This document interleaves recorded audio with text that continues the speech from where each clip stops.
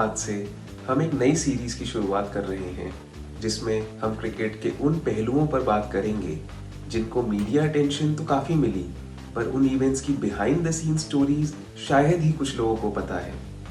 These stories will be beyond the cricketing scorecards and stats, but will give you a bird's eye view into some of the most talked about cricketing events. So welcome to the first episode of Wicket Whispers by Down the Wicket. क्योंकि मौसम IPL का है, in the first episode of Wicket Whispers बात करते हैं one of the most successful and popular IPL teams की, the mighty Mumbai Indians. Let's look at how MI managed to retain the Big Four ahead of the IPL mega auction. और Big Four से हमारा मतलब है Indian cricket के 4 top icons Rohit Sharma, Jasprit Bumrah, सूर्य कुमार यादव और हार्दिक पांड्या. कहानी शुरू होती है 15 दिसंबर 2023 से. मुंबई इंडियंस के ऑफिशियल सोशल मीडिया हैंडल्स पर एक अनाउंसमेंट आती है, Hardik Pandya named as the next captain of MI. जैसे ही न्यूज़ आती है मानो कि पूरे क्रिकेटिंग सर्कल में तहलका मच जाता है. The problem was not with Pandya becoming the captain, it was with whom he was replacing. The OG Mumbai चा राजा रोहित शर्मा. MI की सोशल मीडिया फॉलोइंग ताश के पत्तों की तरह नीचे आने लगती है और प्लेयर्स की क्रिप्टिक पोस्ट से सोशल मीडिया को एक नया एजेंडा मिल जाता है. Experts thought that once MI starts winning, everyone would forget this episode. पर शायद उस IPL कुछ और ही होना था. Game after game after game, Mumbai Indians kept on losing. Players का एक दूसरे को पब्लिकली ब्लेम करना, कॉन्फिडेंशियल कॉन्वर्सेशंस का लीक होना, हर स्टेडियम में हार्दिक पांड्या को फैंस का मैसिव बैकलैश मिलना, एक के बाद एक इश्यूज सामने आते गए. MI not only finished last in the points table but also had some crucial questions in front of it. क्या हार्दिक पांड्या कैप्टन रहेंगे? क्या बुमराह और स्काई पांड्या की लीडरशिप में खेलेंगे? और सबसे बड़ा क्वेश्चन, क्या रोहित शर्मा नेक्स्ट सीजन में MI की टीम का हिस्सा रहेंगे? सवाल बहुत सारे थे. इसके बाद क्या था? रोहित शर्मा का IPL मेगा ऑक्शन में एंटर होना सोशल मीडिया पर सबसे बड़ा नैरेटिव बन गया, with franchise owners giving public statements of reserving 1/3 of their entire auction purse if Rohit gets into the auction, and ex-cricketers and social media influencers playing their part in the entire media narrative. पूरे cricketing circle में एक ही question था, रोहित शर्मा की next IPL franchise कौन सी होगी? पर इसके साथ एक सवाल और सामने आया, क्या सूर्य कुमार यादव और Jasprit Bumrah MI's top 2 powerhouses Rohit के बिना MI में कंटिन्यू करेंगे? Now imagine 4 toppers part of the same class having the same aspiration of becoming the class monitor. How will teacher select one without upsetting the other 3? This was exactly MI's situation.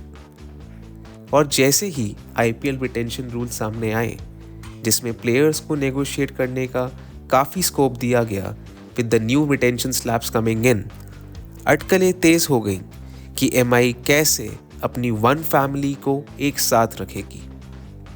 Social media went abuzz with all the speculations, inside sources claiming potential moves by players, back channel captaincy offers and what not.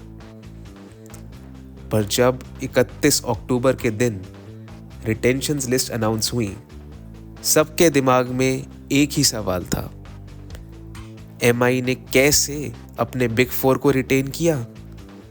जहां rival franchises अपने captains तक को retain नहीं कर सकी, how did MI manage to pull off the retentions with such ease? This was the question on everyone's mind. इसकी शुरुआत MI ने करी महेला जयवर्धने को फिर से एज हेड कोच रीअपॉइंट करके, who acted as the key force behind these retentions. जो चीज़ पिछले सीजन सबसे ज़्यादा एविडेंट थी वो था मुंबई का खराब ड्रेसिंग रूम एनवायरनमेंट। जयवर्धने को फिर से हेड कोच अपॉइंट करके एमआई ने इस इशू को एड्रेस किया। इसके बाद एमआई मैनेजमेंट ने अक्टूबर में चारों प्लेयर्स के साथ एक मीटिंग ऑर्गेनाइज करी, जिसमें लास्ट सीजन की परफॉर्मेंस को डिटेल में डिस्कस किया गया। An important aspect of this meeting was that the aspirations of all the players were discussed and clarity was given on the future direction in which the franchisee was headed. ESPN Cricinfo जैसे reliable sources के मुताबिक इस meeting में management ने सभी players को ये साफ कर दिया कि हार्दिक पांड्या ही नेक्स्ट सीजन के लिए उनके कैप्टन रहेंगे। Now this was indeed a bold call from the MI management, considering that Sky is now India's T20 skipper and would certainly have aspirations to captain MI at some point.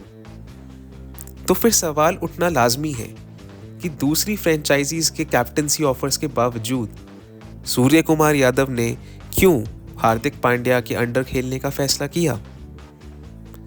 As viewers and fans of the game, what we fail to realize is that in this era of globalization of franchisee cricket, retention fees and captaincy से ऊपर जिस चीज़ को ज़्यादा priority मिलती है वो है brand value. It is an open secret that players like Sky playing for MI is a win-win for both the parties. हम सबको पता है कि मुंबई में आने के बाद ही स्काई का करियर टेक ऑफ हुआ एंड प्लेयर्स ये सब बातें भली भांति जानते हैं। Another interesting point here is regarding the allocation of purse among the 4 players. Honestly, as fans of the game, all of us had this question. MI 75 crore में कैसे इन 4 आइकन्स को रिटेन कर पाएगी? It is being reported that Jayawardene wanted to allocate the retention fee equally among the 4 players. But eventually, चारों players ने mutual consent के साथ retention order को decide किया and fully supported Jasprit Bumrah as the top retention. इस बात से players की एक दूसरे के लिए mutual respect के बारे में पता चलता है। MI's strategy to retain its players is worthy of becoming a case study for the business schools. MI की retention strategy एक बहुत important aspect पर focus करती है, which is personal relationship and bond shared among the people. Players की MI management के साथ relationship ने ही उन्हें auction में जाने से रोका and is an excellent example of the saying, relationships come over money. And special mention needs to be made here of the person with whom this entire episode started, Rohit Sharma. Knowing that he recently retired from the T20 internationals, he himself opted for the 4th retention, prioritizing active India players above him. एक बार फिर रोहित के exemplary leadership skills पर मुहर लगती है। So this was today's episode of Wicket Whispers. आपको ये episode कैसा लगा? Please let us know your views in the comments और हम जल्द ही एक और ऐसी इंटरेस्टिंग स्टोरी के साथ वापस आएंगे। Till then, signing off.